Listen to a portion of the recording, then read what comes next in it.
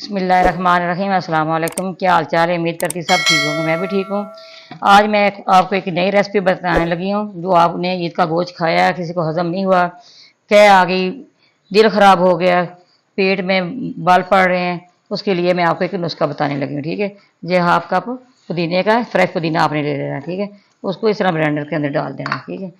3 table spoon इसके अंदर चीनी डालनी है। हाफ टेबल स्पून इसके अंदर काला नमक डालना है। ये मैंने डाल दिया है। ठंडा पानी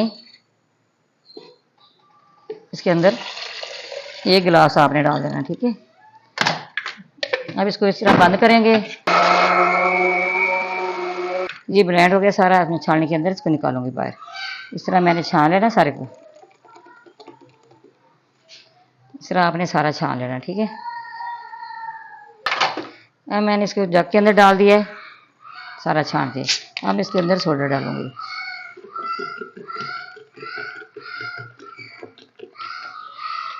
ये बहुत हाजमे का और बहुत मज़े का इससे तैयार हुआ है।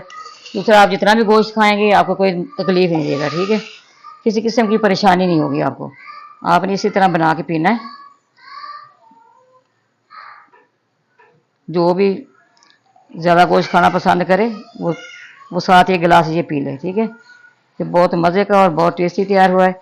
हमारी वीडियो पसंद आए आपने लाइक करना है, शेयर करना है, बेल आइकन दबाना। हमारी हर आने वाली वीडियो आप तक पहुँचे। दुआ में याद रखना। अल्लाह हाफिज़।